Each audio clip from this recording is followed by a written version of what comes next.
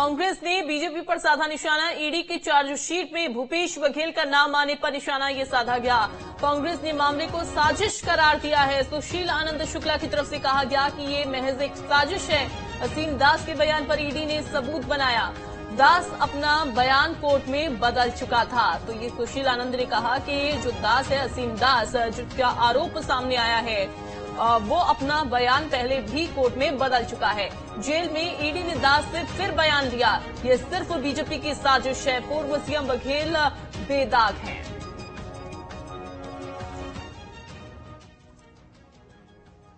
Bharatiya Janata party की षड्यंत्रकारी agency बन चुकी है।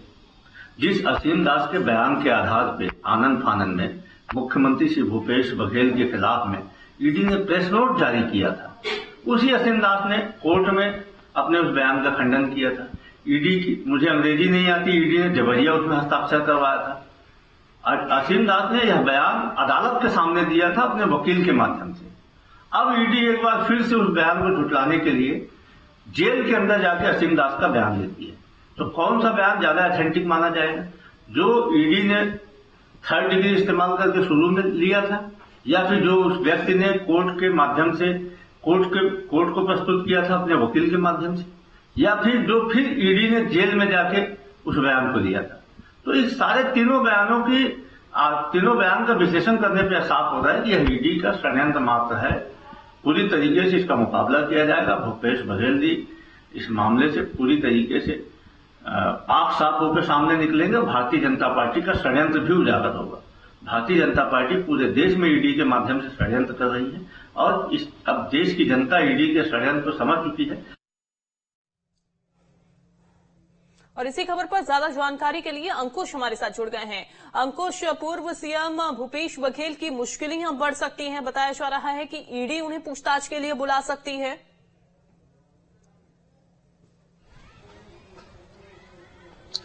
जी हाँ, बिल्कुल। और जिस तरीके से अब ईडी की चार्जशीट सामने आई है और उसमें पूर्व मुख्यमंत्री भूपेश बघेल का नाम सामने आया, तो इसके बाद से माना यह जा रहा है कि पूर्व मुख्यमंत्री भूपेश बघेल की मुश्किलें बढ़ सकती हैं, क्योंकि ये पुराना मामला है। और अगर हम देखें 2023 के विधानसभा चुनाव के ठीक पहले ईडी की कार्रवाई जो है लगातार चल रही थी और उसी कार्रवाई के दौरान एक बयान सामने आता है जिसमें असीम दास एक आरोपी है, उसके द्वारा ये कहा जाता है कि उसने 508 करोड़ रुपए जो है वो उस दौरान के मुख्यमंत्री भूपेश बघेल तक पहुंचाए हैं। हालांकि इस बयान में कितनी सच्चाई है पूरा जांच के बाद ही स्पष्ट होगा, लेकिन ईडी ने उस बयान को अपनी चार्जशीट में शामिल किया है। मतलब साफ है कि पूर्व मुख्यमंत्री भूपेश बघेल से एक बार फिर से पूछताछ की जा सकती है और पूछताछ में स्पष्ट होगा कि आखिर उस जो आरोप उनके ऊपर लगा है वो कितना सही है और कितना गलत है। लेकिन जिस तरीके से पूर्व मुख्यमंत्री भूपेश बघेल का नाम ईडी की चार्जशीट में सामने आया है, उसके बाद से कहीं ना कहीं आरोप प्रत्यारोप का दौर जरूर शुरू हो गया है। राजनीतिक हलचलें जो है वो बढ़ती हुई दिखाई दे रही हैं।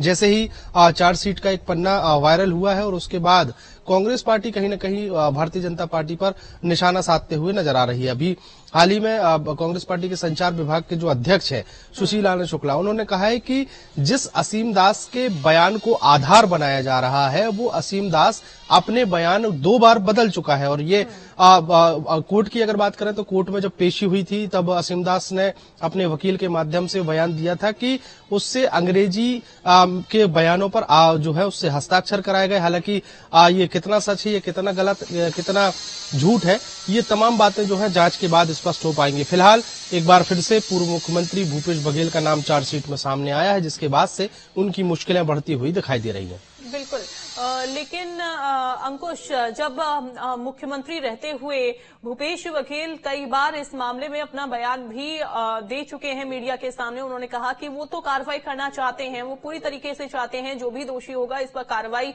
होगी भी। अब खुद जब से बीजेपी सत्ता में आई है तब ये थोड़ा सा यहाँ पर कह सकते हैं कि जो मामला है वो उलट होता हुआ नजर आ रहा है और पूर्व मुख्यमंत्री भूपेश बघेल के ऊपर ही ये बयान, उनका जो आरोप है वो लगता हुआ नजर आ रहा है और कह सकते हैं कि अब उन्हीं का नाम इसमें सामने आ गया है।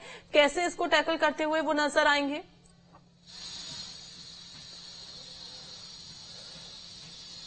देखिए, जिस तरीके से ये पूरा विषय है, हम अगर बात करें तो महादेव सट्टा ऐप महादेव सट्टा ऐप पर जो कार्रवाई हुई है, पूरे देश भर में ईडी ने छापेमार कार्रवाई को अंजाम दिया है और सबसे ज्यादा कार्रवाइयां जो है वो छत्तीसगढ़ में होते हुए दिखाई दी हैं। भिलाई से इसके तार जुड़ते हैं और भिलाई से इसकी शुरुआत हुई थी।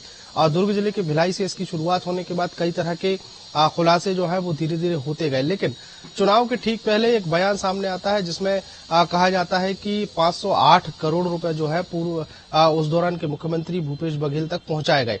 हालांकि ये सिर्फ आरोप था और आरोप की जांच जो है ईडी कर रही है। हालांकि ईडी की पूछताछ में स्पष्ट होगा कि आखिर कितनी सच्चाई है और कितने उनके ऊपर आरोप लगाए गए हैं। फिलहाल महादेव सट्टा ऐप के मामले में जो ईडी की कार्रवाई चल रही है उसमें जिस तरीके से नाम आया है पूर्व मुख्यमंत्री भूपेश बघेल का, तो भूपेश बघेल भी इस पूरे विषय पर कई तरह के बयान दे चुके हैं। उन्होंने इसके पहले भी कहा है कि वो डरते नहीं है, अगर उनका नाम सामने आए तो पूछताछ में जिस तरीके से जांच ईडी को करनी हो वो पूरी जांच अपनी कर लें और वो किसी भी प्रकार के सवाल जवाब से डरते नहीं है। हालांकि अब जिस तरीके से ईडी की चार्जशीट में जो नाम आया है पूर्व मुख्यमंत्री का, उस चार्जशीट के हिसाब से कहा जा रहा है कि अब उनको कई बार जो है ईडी के सवालों के जवाब देने होंगे, कई बार उनको जाना पड़ सकता है। फिलहाल ये पूरा मामला ईडी ने कोर्ट में भी पेश किया है और कोर्ट में जिस व्यक्ति के बयान के आधार पर चार्जशीट फाइल की गई है वो असीम दास के बयान के आधार पर ईडी आगे की कार्रवाई करेगी। हालांकि एक बात जरूर स्पष्ट है कि कांग्रेस पार्टी ये जरूर आरोप लगा रही है कि असीम दास अपने बयान एक बार बदल चुका था।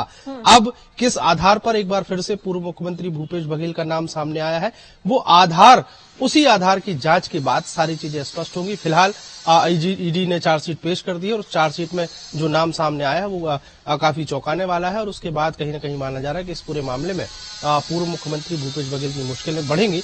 हालांकि कितनी मुश्किलें बढ़ती हैं ये पूरी जांच के बाद स्पष्ट होगा। बिल्कुल, बहुत शुक्रिया आपका अंकुश जानकारी देने के लिए।